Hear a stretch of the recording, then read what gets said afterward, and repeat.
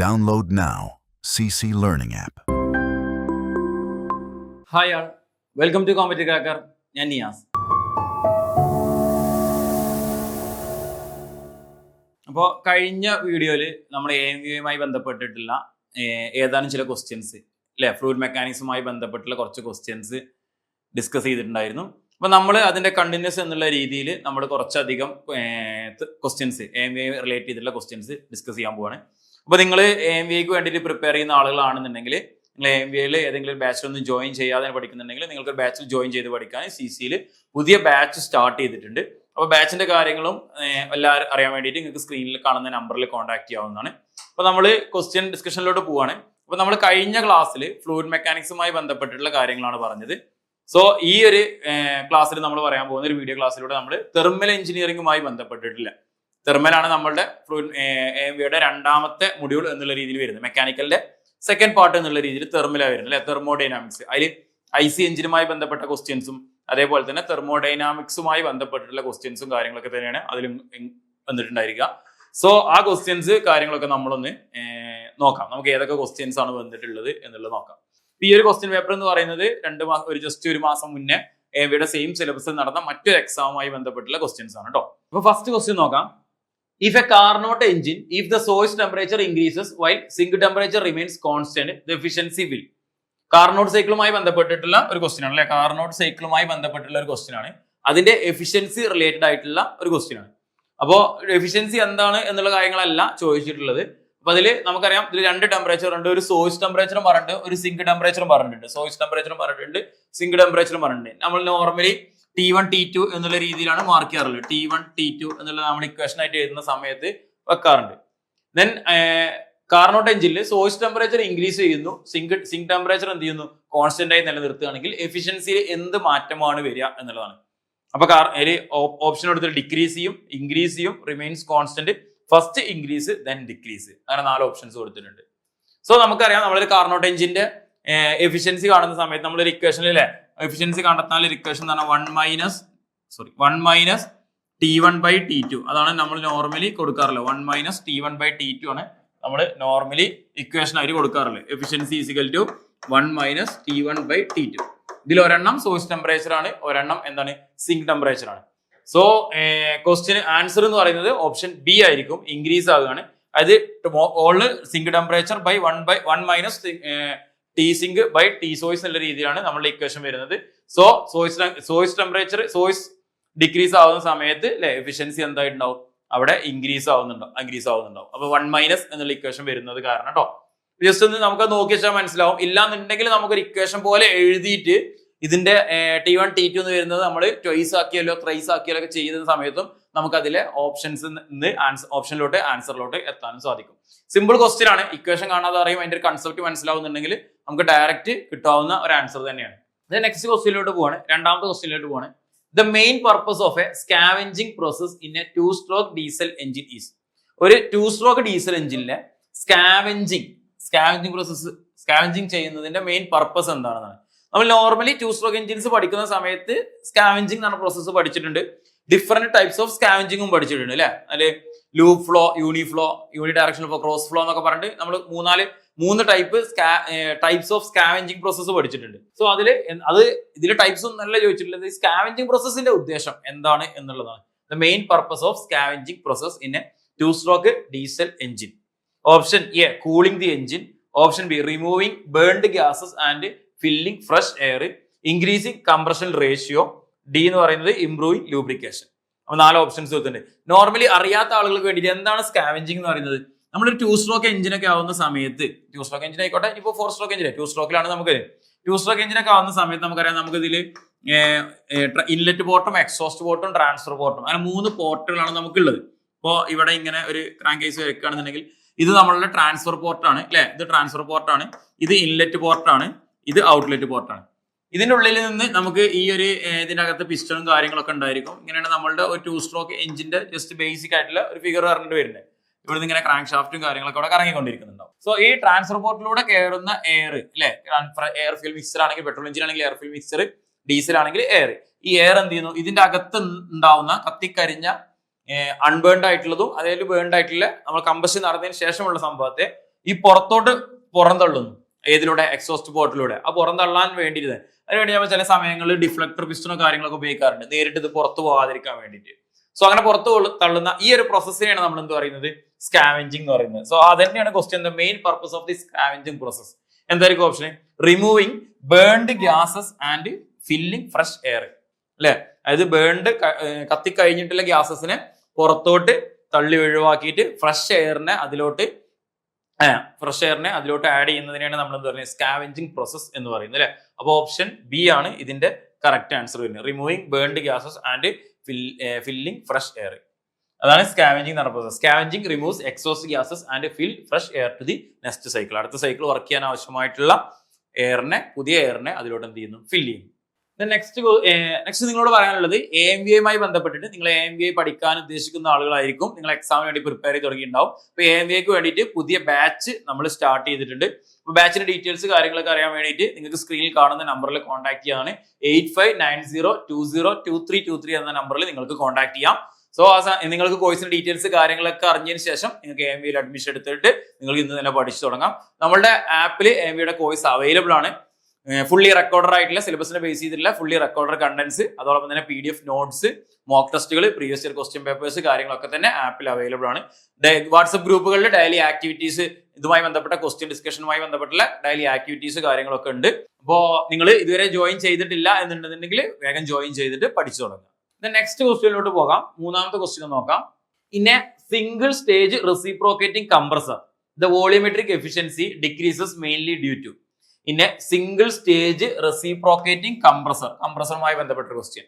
അത് in a single stage reciprocating compressor the volumetric efficiency decreases mainly due to clearance volume, increase in suction pressure, intercooling, higher stroke length. ഇവിടെ just clearance volume മാത്രം കൊടുത്തത് കൊണ്ട് ചിലപ്പോൾ നമുക്ക് എന്തുണ്ടാവും? ഒരു ക്വസ്റ്റിന് ഡൗട്ട് ആയിട്ട് വരാം. അത് അങ്ങനെ വരുന്ന സമയത്ത് നിങ്ങൾ ബാക്കിയുള്ള ഓപ്ഷൻസ് ഒക്കെ നോക്കിയിട്ട് അത് കറക്റ്റ് ആവുമോ എന്നുള്ളത് നോക്കുക. So increase in suction pressure increase ചെയ്ത് കഴിഞ്ഞാൽ clearance volume volumetric efficiency decrease ആവുമോ എന്നുള്ളതാണ് ചോദിച്ചിട്ടുള്ളത്. അതേപോലെ ഇന്റർകൂളിംഗ് ആയിട്ട് വോളിയോമെട്രിക് എഫിഷ്യൻസിക്ക് ബന്ധമൊന്നുമില്ല. ദെൻ ഹയർ സ്ട്രോക്ക് ലെങ്ത്, ഈ ഒരു കാര്യങ്ങൾ ഓരോ ഓപ്ഷൻസ് നോക്കിയിട്ട് നമുക്ക് കണ്ടെത്തുക. ഇവിടെ ജസ്റ്റ് ക്ലിയറൻസ് വോളിയം കൊടുത്തത് കൊണ്ട് മാത്രമായതുകൊണ്ട് എന്നുള്ള ഡൗട്ടാണ്. അവിടെ ക്ലിയറൻസ് വോളിയം ഇൻക്രീസ് ഡിക്രീസ് അങ്ങനെ എന്തെങ്കിലും പറഞ്ഞിരിക്കുകയാണെങ്കിൽ നമുക്ക് ഒന്നുകൂടി എന്ത് ചെയ്യാൻ പറ്റും? ആൻസർ പെട്ടെന്ന് ആൻസറിലോട്ട് എത്താൻ പറ്റും. സോ ആൻസർ എന്ന് പറയുന്നത് ഓപ്ഷൻ എ ആണ്, ക്ലിയറൻസ് വോളിയം ആണ്, അല്ലെ? Clearance volume causes re expansion of trapped air reducing intake volume. ഈ ക്ലിയറൻസ് വോളിയത്തിൽ എയർ ട്രാപ്പ് ചെയ്ത് നിൽക്കുകയാണെന്നുണ്ടെങ്കിൽ ഇതിന്റെ വോളിയോമെട്രിക് എഫിഷ്യൻസി ഡിക്രീസ് ആകാനുള്ള സാധ്യത ഉണ്ട്. നമുക്ക് അവിടെ ഫുൾ എന്താണ് സിലിണ്ടറിൽ ചെറിയൊരു സ്പേസ് ആണ് നമുക്ക് ക്ലിയറൻസ് വോളിയം കിട്ടുന്നത്. അത് പ്രോപ്പർലി ക്ലീനും കാര്യങ്ങളൊക്കെ ആയിരിക്കണം എന്നുള്ളതാണ് പറയുന്നത്. ഇത് നെക്സ്റ്റ് ക്വസ്റ്റ്യനിലോട്ട് പോവാണ്. അടുത്ത ക്വസ്റ്റ്യൻ നമ്മൾ ഹീറ്റ് ട്രാൻസ്ഫറുമായി ബന്ധപ്പെട്ടുള്ള ക്വസ്റ്റ്യൻ ആണ്. ഹീറ്റ് ട്രാൻസ്ഫർ നമുക്ക് എല്ലാവർക്കും അറിയുന്ന കാര്യമാണ്, അല്ലെ? കണ്ടക്ഷനും കൺവെക്ഷനും റേഡിയേഷനും അതുമായി ബന്ധപ്പെട്ട 2-3 ലോസ് വരുന്നുണ്ട്. ആ ലോസും കാര്യങ്ങളൊക്കെയാണ് നമ്മൾ പഠിക്കുന്നത്. In heat transfer thermal conductivity depends primarily on temperature gradient, material properties, cross sectional area and thickness of the wall. ഒരു ഹീറ്റ് ട്രാൻസ്ഫറിൽ തെർമൽ കണ്ടക്ടിവിറ്റി ഡിപ്പെൻഡ് ചെയ്യുന്നത് എന്തിനൊക്കെയായിരിക്കും, അല്ലെ? ടെമ്പറേച്ചർ ഗ്രേഡിയന്റിനെ ഡിപ്പെൻഡ് ചെയ്യുന്നുണ്ടോ, അതേപോലെ തന്നെ material properties, cross sectional area, അതേപോലെ thickness of the വാൾ, അല്ലെ? അപ്പൊ നോക്കുന്ന സമയത്ത് ഓപ്ഷൻസ് നോക്കുന്ന സമയത്ത് മെറ്റീരിയൽ പ്രോപ്പർട്ടീസിനെ എന്താ ചെയ്യുന്നുണ്ട്? തെർമൽ കണ്ടക്ടിവിറ്റി ഡിപ്പെൻഡ് ചെയ്യുന്നുണ്ട്. ഓപ്ഷൻ ബി ആയിരിക്കും correct answer. Thermal conductivity is intrinsic material property. അപ്പൊ മെറ്റീരിയലിന്റെ പ്രോപ്പർട്ടീസ് അനുസരിച്ച് എന്താവും? തെർമൽ കണ്ടക്ടിവിറ്റിക്ക് മാറ്റം വരാം എന്നുള്ളതാണ് പറയുന്നത് ഒരു മെറ്റീരിയലിന്റെ. നെക്സ്റ്റ് ക്വസ്റ്റ്യനിലോട്ട് പോവാണ്. In an auto cycle the compression ratio is increased from 6 to 9. The theoretical efficiency change in primarily governed by. അപ്പോൾ ഒരു ഓട്ടോ സൈക്കിളിന്റെ കംപ്രഷൻ റേഷ്യോ ആദ്യം 6 ആയിരുന്നു, അത് 9 ഇൻക്രീസ് ആയി. Compression ratio is increased to 6 to 9. Theoretical എഫിഷ്യൻസിയിൽ ഉണ്ടാവുന്ന ചേഞ്ചുമായി ബന്ധപ്പെട്ടതാണ്, അല്ലെ? Theoretical efficiency is primarily governed by specific heat at constant pressure, ratio of specific heat, maximum cycle pressure, temperature after heat addition. 4 options ഉണ്ട്. Correct ആയിട്ട് നോക്കിയിട്ട് answer ചെയ്യാൻ പറ്റും. സ്പെസിഫിക് ഹീറ്റ് ആറ്റ് കോൺസ്റ്റന്റ് പ്രഷർ, CPCV എന്നൊക്കെ പറഞ്ഞിട്ട് നമ്മൾ പഠിച്ചിട്ടുണ്ട്, അല്ലെ? റേഷ്യോ ഓഫ് സ്പെസിഫിക് ഹീറ്റ് നമ്മൾ gamma CP/CV, CP - CV = R, അതേമാതിരി CP/CV = ഗാമ എന്നുള്ള രീതിയിൽ നമ്മൾ അത് പഠിച്ചിട്ടുണ്ട്. Maximum cycle pressure, temperature after heat addition. ഏതാണ് ആൻസർ വരിക? ഓപ്ഷൻ ബി ആയിരിക്കും ആൻസർ വരിക അല്ലെ. കറക്റ്റ് ആൻസർ പറഞ്ഞാൽ ഓപ്ഷൻ ബി ആണ്. Efficiency depends on the compression ratio and ratio specific heats അല്ലെ, ഗാമ. അപ്പോൾ ഓപ്ഷൻ ബി ആണ് ഇതിന്റെ കറക്റ്റ് ആൻസർ കേട്ടോ. റേഷ്യോ സ്പെസിഫിക് ഹീറ്റ്സ് ആണ് ആൻസർ. റേഷ്യോ സ്പെസിഫിക് ഹീറ്റ്സ് ആണ് കംപ്രഷൻ റേഷ്യോയുമായി ബന്ധപ്പെട്ട് കണക്ട് ചെയ്ത് നിൽക്കുന്നതിനാണ്. നെക്സ്റ്റ് ക്വസ്റ്റ്യൻ, ആറാമത്തെ ക്വസ്റ്റ്യൻ നോക്കാം. ഡ്യൂറിംഗ് ദി മോയിസ്റ്റ് test the fall in the brake power when one cylinder is cut off represents brake power of that cylinder, frictional power of that cylinder, indicated power of that cylinder, mechanical efficiency of that cylinder. അപ്പോൾ moist test എന്താണ് എന്നുള്ളത് നമുക്ക് അറിഞ്ഞിരിക്കണം. Moist test എന്താണെന്നുള്ളത് അറിഞ്ഞിരിക്കണം. നമുക്ക് moist ടെസ്റ്റുമായി ബന്ധപ്പെട്ടിട്ടുള്ള കുറച്ച് കാര്യങ്ങൾ പഠിക്കാനുണ്ട്. ആദ്യം മോയിസ്റ്റ് ടെസ്റ്റ് എന്താണെന്ന് അറിഞ്ഞിരിക്കണം. അതേമാതിരി മോയിസ്റ്റ് ടെസ്റ്റ് കണ്ടെത്തുന്ന രീതി അറിഞ്ഞിരിക്കണം അല്ലെ. എന്താണ് മോയിസ്റ്റ് ടെസ്റ്റ് എന്ന് പറഞ്ഞാൽ? ഒരു മൾട്ടി സിലിണ്ടർ എഞ്ചിനുകളിൽ ചെയ്യുന്ന സംഭവമാണ് മോയിസ്റ്റ് ടെസ്റ്റ്. മൾട്ടി സിലിണ്ടർ എഞ്ചിനിൽ ഓരോ സിലിണ്ടറിന്റെയും പവർ കട്ട് ഓഫ് ചെയ്ത് അതിൽ ഉൽപ്പാദിപ്പിക്കപ്പെടുന്ന ഇൻഡിക്കേറ്റഡ് പവർ അല്ലെ, അല്ലെങ്കിൽ ബ്രേക്ക് പവർ കണ്ടെത്തുന്നതിൽ indicated power, break power, friction power, ഈ 3 പവർ ഉണ്ട്. അതിൽ ഇൻഡിക്കേറ്റഡ് പവർ കണ്ടെത്തുന്നതുമായി ബന്ധപ്പെട്ട കാര്യമാണ് നമ്മൾ എന്താ പറയുന്നത് മോയിസ്റ്റ് ടെസ്റ്റിലൂടെ നമ്മൾ ഉദ്ദേശിക്കുന്നത് ആണല്ലോ. നമുക്ക് ഓരോ സിലിണ്ടറിനെയും എന്ത് ചെയ്യാൻ പറ്റും? കട്ട് ഓഫ് ചെയ്യാൻ പറ്റും. ഓരോ സിലിണ്ടറിനെയും കട്ട് ഓഫ് ചെയ്യാൻ പറ്റും. എന്നിട്ട് അതിനുശേഷം ടോട്ടൽ കിട്ടിയതിൽ നിന്നും ആ സിലിണ്ടർ കട്ട് ഓഫ് ആയിട്ട് കിട്ടുന്ന ബ്രേക്ക് പവറിൽ അപ്പൊ ഓരോന്നിന്റെയും ഇൻഡിക്കേറ്റർ പവർ എത്രയാണ്, ആ സിലിണ്ടറിൽ എത്രയാണ് ഉൽപ്പാദിപ്പിക്കപ്പെട്ടിട്ടുള്ളത് എന്നുള്ളത് നമുക്ക് എന്ത് ചെയ്യാൻ പറ്റും? കണ്ടെത്താൻ പറ്റും. സോ അതാണ് മോയിസ്റ്റ് ടെസ്റ്റ് എന്ന് പറയുന്നത്. ഈ ഡ്യൂറിംഗ് ദി മോയിസ്റ്റ് test the fall in the break power when one cylinder cut off represents. ഒരു സിലിണ്ടർ കട്ട് ഓഫ് എന്ന് പറഞ്ഞു കഴിഞ്ഞാൽ അതിനെ റെപ്രസെന്റ് ചെയ്യുന്നത് എന്താണ് എന്നാണ്. Break power of that cylinder, ആ സിലിണ്ടർ ബ്രേക്ക് പവർ ആണോ? Friction power of that cylinder, സിലിണ്ടറിന്റെ ഫ്രിക്ഷൻ പവർ ആണോ? Indicated power of that cylinder, ആ സിലിണ്ടറിന്റെ ഇൻഡിക്കേറ്റഡ് പവർ ആണോ? Mechanical efficiency of that cylinder, ഈ സിലിണ്ടറിന്റെ മെക്കാനിക്കൽ എഫിഷ്യൻസി ആണോ എന്നുള്ളതാണ് അല്ലെ. അപ്പൊ എന്തായിരിക്കും ആൻസർ? ഓപ്ഷൻ സി ആയിരിക്കും ആൻസർ. അത് ഉണ്ടാവുന്ന കട്ട് ഓഫ് എന്ന് പറയുന്നത് is equal to the indicated power in this cylinder, ആ സിലിണ്ടറിൽ ഉൽപ്പാദിപ്പിക്കപ്പെടുന്ന പവർ അല്ലെ. നമ്മൾ അത് അറിഞ്ഞിരിക്കേണ്ട കാര്യം തന്നെയാണ്. അപ്പൊ നമുക്ക് ഇതിൽ മോയിസ്റ്റ് ടെസ്റ്റ് പറയുന്ന സമയത്ത് നമ്മൾ കൃത്യമായിട്ട് അറിഞ്ഞിരിക്കേണ്ട 2-3 കാര്യങ്ങളുണ്ട്. ഇൻഡിക്കേറ്റഡ് പവർ എന്താണ്, അതേപോലെ ബ്രേക്ക് പവർ എന്താണ്, അതേപോലെ ഫ്രിക്ഷണൽ പവർ എന്താണ് അല്ലേ. അപ്പൊ നമുക്ക് ഇൻഡിക്കേറ്റഡ് പവർ എന്ന് പറഞ്ഞു കഴിഞ്ഞാൽ അത് ബ്രേക്ക് പവറും ഫ്രിക്ഷണൽ പവറും കൂട്ടിയതായിരിക്കും. അല്ലെങ്കിൽ ഫ്രിക്ഷണൽ പവർ കണ്ടെത്തണം എന്നുണ്ടെങ്കിൽ കിട്ടുന്ന ഇൻഡിക്കേറ്റർ പവർ നിന്ന് ബ്രേക്ക് പവർ കുറച്ചാലും മതി. ഒരു സിലിണ്ടറിന്റെ അകത്ത് ഉൽപ്പാദിപ്പിക്കപ്പെടുന്ന പവറിനെയാണ് നമ്മൾ എന്ത് പറയുന്നത് അല്ലെ. ഒരു സിലിണ്ടറിന്റെ അകത്ത് ഉൽപ്പാദിപ്പിക്കപ്പെടുന്ന പവറിനെയാണ് നമ്മൾ ഇൻഡിക്കേറ്റഡ് പവർ എന്ന് പറയുന്നത്. നമുക്ക് ലോസസ് ഒക്കെ കഴിഞ്ഞ് നമുക്ക് ക്രാങ്കില് കിട്ടുന്ന പവറിനെയാണ് നമ്മൾ എന്ത് പറയുന്നത്? ബ്രേക്ക് പവർ എന്ന് പറയുന്നത്. അതേപോലെ തന്നെ ഫ്രിക്ഷനും മറ്റു കാര്യങ്ങൾ കൊണ്ടൊക്കെ, ഫ്രിക്ഷൻ ആണ് മെയിൻ ആയിട്ട് വരുന്നത്. ഫ്രിക്ഷൻ കാരണം കൊണ്ട് നമുക്ക് ലോസ് ആവുന്ന പവറിനെയാണ് നമ്മൾ എന്ത് പറയുന്നത്? ഫ്രിക്ഷണൽ പവർ എന്ന് പറയുന്നത്. അപ്പൊ ഇത് മോയിസ്റ്റ് ടെസ്റ്റ് പഠിക്കുന്ന സമയത്ത് നമ്മൾ പഠിക്കുന്നതാണ്. നമുക്ക് ഓരോ എഫിഷ്യൻസി, ഇതിൽ നിന്ന് നമുക്ക് കുറെ അധികം എഫിഷ്യൻസിയും കാര്യങ്ങളൊക്കെ അല്ലെ. മെക്കാനിക്കൽ എഫിഷ്യൻസി എന്താണ്, അങ്ങനെയുള്ള എഫിഷ്യൻസി BP/IP, അങ്ങനെയുള്ള കാര്യങ്ങളൊക്കെ നമ്മൾ ഈ ഒരു മോയിസ്റ്റ് ടെസ്റ്റിന്റെ ഭാഗത്താണ് അല്ലെ നമ്മൾ പഠിക്കുന്നത്. അതായത് പെർഫോമൻസ് ഓഫ് IC എഞ്ചിൻസ് എന്നുള്ള ഭാഗമുണ്ട്, അവിടെയാണ് നമ്മൾ പഠിക്കുന്നത്. അപ്പൊ അതുമായി ബന്ധപ്പെട്ട് വന്നിട്ടുള്ള ഒരു ക്വസ്റ്റ്യൻ ആണ് അല്ലെ. അപ്പോൾ ആ ഒരു മോയിസ്റ്റ് ടെസ്റ്റിൽ ഒരു സിലിണ്ടർ കട്ട് ചെയ്യാന്ന് പറഞ്ഞു കഴിഞ്ഞാൽ അതിൻ്റെ ഉള്ളിലെ ഇൻഡിക്കേറ്റർ പവർ മെഷർ ചെയ്യാൻ വേണ്ടിയിട്ടാണ് നമ്മളത് ചെയ്യുന്നത്. നെക്സ്റ്റ് ക്വസ്റ്റിനോട് പോവാം. 7th question. In a multi stage air compressor with perfect intercooling the optimum intermediate pressure is. ഒരു multi stage air compressor with perfect intercooling, optimum intermediate pressure. Option A arithmetic mean of inlet and outlet pressure, geometric mean of inlet and outlet pressure, harmonic mean of inlet and outlet pressure equal to the outlet pressure. Direct question ആണ്. ഈ optimum intermediate pressure കിട്ടുന്നത് equation എന്ന് പറഞ്ഞു കഴിഞ്ഞാൽ option B ആണ്. Geometric mean of inlet and outlet pressure അല്ലെ. Geometric mean of inlet and outlet pressure ആണ് optimum pressure ആയിട്ട് നമുക്ക് കിട്ടുന്നത്. സോ നെക്സ്റ്റ് ക്വസ്റ്റ്യനിലോട്ട് പോവാം. 8th ക്വസ്റ്റ്യൻ നോക്കാം. For a gas turbine working on a Brayton cycle, if the pressure ratio is increased, the thermal efficiency increases only up to a certain limit and then starts decreasing. This behavior is primarily due to. Question ആണ്, ഒരു gas turbine Brayton cycle work ചെയ്യുന്ന ഒരു gas ടർബൈനിൽ അല്ലെ pressure ratio increase ആയി, thermal efficiency increase ആയി, only a certain limit that then starts decreasing. This behaviour, ഈ ബിഹേവിയറിൽ എന്തുകൊണ്ടാണ് ഉണ്ടാവുന്നത്? Option A increase in compressor work and dominating the turbine work, reduction in a specific heat at constant pressure, decrease in a turbine inlet temperature, increase in regenerator effectiveness. ഏതാണ് answer വരിക? First option A ആയിരിക്കും. Increase in compressor work dominating turbine work അല്ലെ. Higher compressor work reduces net output. Here compressor work reduces net output. Increase in compressor work dominating in turbine work ആയിരിക്കും answer വരും കേട്ടോ. ആ ഒരു പ്രോസസ്സിന് കാരണം, ആ ഒരു ബിഹേവിയറിന് കാരണം. നെക്സ്റ്റ് ക്വസ്റ്റ്യൻ 9th ക്വസ്റ്റ്യൻ ആണ്. ഈ പാർട്ടിലെ സെക്കൻഡ് ലാസ്റ്റ് ക്വസ്റ്റ്യൻ എന്ന് പറയാം.